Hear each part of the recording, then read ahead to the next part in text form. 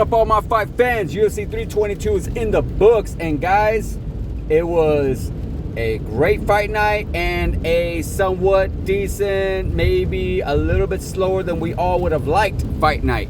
It had the best of both worlds, I guess you could say. You know, you had some really great finishes and you had some really boring championship fights. So let's get right into it, shall we? Let's start with that main event. Let's start with the new welterweight champion of the world, the new member of the double champion club, Islam Makhachev. Islam Makhachev beating JDM, not just beating him, but pretty much completely annihilating him. Or no, I want to say annihilating. That's kind of a really strong word to say, but I would say more likely of just dominating, just really dominating. Like, JDM had no answers for Islam Makhachev's wrestling whatsoever. Islam Makhachev did what he does best. You know, he utilizes his striking. He constantly keeps you guessing. He constantly keeps you wondering, are you going to strike? Are you going to go for a takedown? Are you going to shoot for the leg? Are you going to throw some kicks? Like, that's what Islam does best to his opponents. His opponents just don't know what to do or how to beat Islam Makhachev. Islam Makhachev, I feel, is like the Marab right now. You just don't know how to really defeat that guy because he's just so good when it comes to the wrestling. The wrestling is by far the number one key in beating Islam Makhachev, but let's not talk about beating Islam Makhachev because Islam Makhachev is now the pound for pound king for sure, 100% after becoming a double champ and defending his championship earlier this year. So you got to give it to him there. And just with the clear decision win, with the clear dominance win over JDM, how could you not put him pound for pound? Yeah, like I said, JDM just did not have no answers. He had no answers. He looked so defeated. He looked so worn out. He looked like he was in so much pain in this fight. Like, I think he got hurt, or maybe he was just frustrated. I don't know what the case was. But yeah, it was just really a great performance for Islam. I'm sure there's a lot of fans out there, me kind of included, that are a little disappointed in the performance only just due to the fact that, yeah, it was boring. It was really boring. It was somewhat a reminiscence of the Khamzat Chimaev versus DDP, where it was just completely being on top, being able to ground and pound a little bit, and just controlling the whole fight. I think there was like 19 minutes of control time. Is it impressive? Sure. And is it JDM's responsibility to get off from the bottom and such? Yeah, but you know, still, it's not something as fight fans we look for. We don't look to see wrestling matches or grappling matches. We look to see MMA matches. You know, when we saw George St. Pierre, we saw all around MMA. We really didn't see too much of the whole holding down technique. When we saw, like, even Kamaru Usman, there was some great ass fights that he had with Kobe Covington and Jorge Masvidal. You know, the list goes on and on and on about great fighters who had very back and forth fights, and or not even necessarily back and forth, but just showed clear dominance and wasn't necessarily just holding and a little ground and pound. And I just I'm a little bothered with that. I would really hope that Islam doesn't continue his reign like that, because that's not necessarily what he's known for. We've seen him with Charles Oliveira. That was a great fight. We've seen him with Dustin Poirier. That was another great fight. We even seen him with Volkanovski. Both Volkanovski fights were really good fights. So, you know, this fight was maybe a little different. Maybe it was a little bit more challenging for him just due to the weight cut. Maybe he was a little bit more tentative on letting his hands go. He wanted to play it more safe. And now that he's going to have more time to fill out the round, fill out himself, where he's able to develop more muscle, develop more weight, and maybe he might be a little bit more comfortable with the striking. But I am very excited for him and to be the champion of this division, just due to the fact that there's just so much more exciting matchups for him in this division. Like, basically, that's getting to that next topic. What is next for Islam Makhachev? Well, Islam Makhachev has unlimited opponents, including some of the winners that we have on tonight's card, which I'll get into. But of course, we'll just say the names: Michael Morales, Carlos Pratas.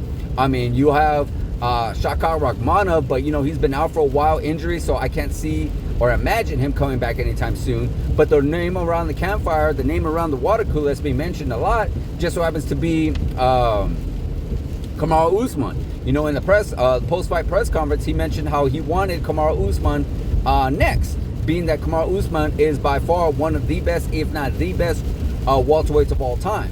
Now, I know a lot of us, as well as myself again, are not too keen on seeing that matchup, only due to the fact that Kamaru Usman's best days are kind of behind him.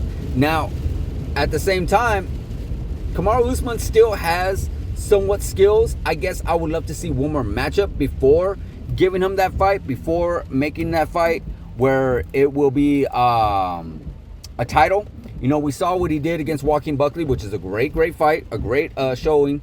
But I would love to see him go against Belal Muhammad. You know, that's what I would like to see. Maybe the winner, Belal Muhammad versus Ian Gary or something like that. But that's another fight that's going to be coming up soon. You got Belal Muhammad and Ian Gary, winner of that too. But we all know Islam Makhachev and Belal Muhammad are friends. But nonetheless, Kamaru Usman, I feel like he should just do one more against a top-notch guy, maybe even a wrestler, just to see where exactly he's at, because he dominated Joaquin Buckley, and yeah, Joaquin Buckley is on the rise, but I wouldn't put him in title contention just yet, you know, and yeah, I would like to see Kamaru Usman do one more. Now, there is the whole talks, this whole back and forth that we've been getting a lot of regarding Islam Makhachev and Ilia Topuria. Ilia Topuria wanting to try to go for 3 belts. Now, yes, that would be very interesting, very surprising, and very impressive. But after this performance, after what we just saw, I definitely 100% do not see Ilia Topuria winning that fight.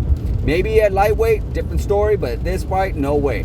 Islam Makhachev just put on way too much size, way too much muscle, way too much. He has his wrestling ability is just way too much, way better than Ilia Topuria is right now. We haven't really got to see a whole lot of Ilia Topuria's wrestling. And remember, we saw him win a championship at lightweight, but it was against a non-wrestler in Charles Oliveira. Even though he knocked him out, and no one's really ever done that, which is very impressive, and Ilia Topuria has the power to put people away, but when you put on size, you are a little bit harder to knock out. You know, the lighter guys are a little easier to knock out regarding the size, but when you are able to put on size after coming from a lighter division, it is a little bit more difficult to get laid out. So there's that. Now, will it still be a big fight? Absolutely. Will it sell massive? Absolutely. Would I want to see it? Absolutely. But do I want to see it next? Do I want to see it right now? Not too much. Not too much. I'd rather see Ilia Topuria defend his belt a little bit, and I'd rather see Islam defend his belt as well.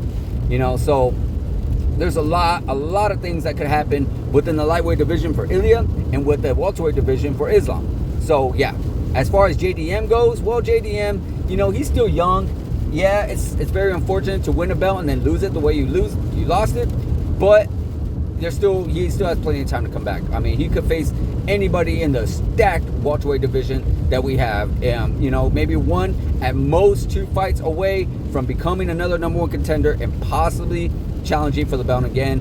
It's a no-brainer. He's really, really good. He's really, really talented. It's just tonight was not his night. As far as the co-main event, there's not a whole lot to say regarding that. Shevchenko versus Weili Zhang. You know, Shevchenko, she pretty much dominated the fight. That was it. Weili Zhang coming up from weight, wanted to do what Islam did, but could not make it happen. You know, Shevchenko is too good within the division. There really was not a whole lot of breakdown. Her wrestling ability, her takedowns, her striking, it's just, everything's just on point. And yeah, she's just really the best. A lot of people are having a discussion as the GOAT. I don't know as far as to go that far just yet, but what would make me go that far is if she decided to drop the 125 belt and decided to go to 135 and challenge Kayla Harrison. Challenge in a rematch with Amanda Nunes, because you all remember she did challenge Amanda Nunes and she was really close, and she did lose a split decision to Amanda Nunes in their first fight. So I would love to see that fight again. That's where I feel like she needs to go, to challenge herself, to get better at herself. I mean, either that or another fight with Alexa Grasso, because Alexa Grasso was the only one that was able to catch her, and we all saw what happened in the second fight and the third fight. So yeah, it's going to be a different fight overall. So I would love to see what happens regarding those two. I'm sure there's other contenders out there, but nothing that is going to bring too much excitement to the division, in my personal opinion. For the rest of the card, you have Michael Morales beating the bricks off of Sean Brady. You know, Sean Brady just had no answer for this beast. I mean, the guy was a monster. I mean, he looked like he was a light heavyweight fighting against a lightweight. The guy's huge, and he's just making a huge name for himself, knocking people out left and right, dominating Sean Brady, who Sean Brady is a really, really great wrestler himself, a really, really great contender himself. So being able to do what he was able to do to Sean Brady is very impressive, very impressive. Also on the card, you had another I'll get into what's next after I talk about this one. Leon Edwards getting knocked out for the first time, and I'm even not sure when. Maybe he's ever been knocked out, against Carlos Pratas. You know, I really thought Leon Edwards was going to have this fight. I really thought Leon Edwards was going to do, you know, really, really good in this fight. But at the end of the day, Carlos Pratas just showed everybody that he's here to stay. He is a beast. He's learned a lot from that Ian Gary loss. And you know what? It's just, overall, he was just better. He was just better. And Leon Edwards is just, I don't know. I'm not sure what's going on with Leon. It looks like he's going more towards the downward spiral. Not spiral, but downwards. You know, this is his third fight loss in a row. And I'm not sure what you want to do with him. Honestly, I really don't know at this point. Well, actually, I do know what I want to do with him. Let's match makeup, guys. Basically, the knockout was great. A great knockout for Carlos Pratas. I feel very bad. Leon Edwards, just what, a year, maybe 2 years ago, he was champion of the world. He was on top of the world. He was a great champion in the welterweight division. But now the time has passed, and I just don't think he could go against these younger guys in the rise, like the Sean Brady's, which he just got submitted by earlier this year, and like Carlos Pratas, which he just got knocked out by. So what is next for Leon Edwards, Carlos Pratas, Sean Brady, Michael Morales? Well, let's go with Leon Edwards. I got one name and one name only. Let's go back in time. Let's go back to 3-piece Minnesota. Let's go with Jorge Masvidal. I want to see Leon Edwards, Jorge Masvidal at the White House. That's what I want to see. Because after that knockout, Leon Edwards is going to be out for a while. I can't see him back anytime soon. But when he does come back, I want to see him against Jorge Masvidal. I want to see this beef finally get settled. That's win one. Win two, we get to keep one of those guys within the top 10, if the top 10, or even top 15, and keep them relevant instead of losing both of them to the younger generation. You know, we get to see some excitement from these guys. There ain't going to be no wrestling. It's going to be straight up striking, just like we saw with Carlos Pratas. But at the same time, we're going to see 2 more older generation guys go at it. It's not going to be young versus old. That's the fight I want to see. I really, really want to see that fight. As far as Carlos Pratas goes and Michael Morales, you put those 2 guys up against each other. I wouldn't want to see them against anybody else. I wouldn't want to see them in a title fight just yet. I wouldn't. What I would want to see is them going against each other for a number 1 contender fight. That would be great, in my personal opinion. As far as Sean Brady's go, maybe put him in there against JDM. Put him in there against JDM and let them 2 kind of settle who's going to be 3rd or 4th within the welterweight division. That's my personal opinion, guys. 100% there. That's what I would match make for the welterweight division. Now, as far as earlier in the fight card, you had Beneil Dariush get completely knocked out cold against Benoit Saint-Denis. That was a great fight. Well, not a great fight, but a great knockout for Benoit. So I would give him 100% credit within the lightweight division for him to stick around and do some more action. There's a lot more for him to do because the lightweight division is stacked as well. Also in the prelims, you had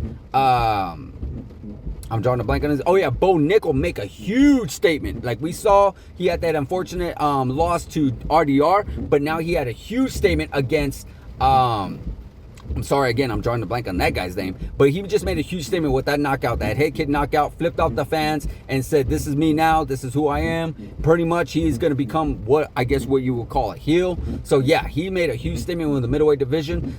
Middleweight division is stacked up to the mountain. So I would love to see him against any of the middleweight contenders like Amara Vittori or I would not put him against Hamzat Chimaev. I would not put him right now against DDP. I don't want to see him go against some of these really crazy killers. Maybe Apollo Costa. There's just so much that you could do with Bo Nickel right now, but I don't want to see him against the top 5. I would like to see him against the top 10. But that's my personal opinion, guys. But there you go. UFC 322. Catch it on the replay. Catch it on YouTube. Catch the highlights. Let me know in the comments of what do you guys think is next for all these fighters, all these contenders. Let me know what you thought of the fight overall. Let me know in the comments, guys. Like, subscribe, hit that notification button, and I'll see you guys in the next video.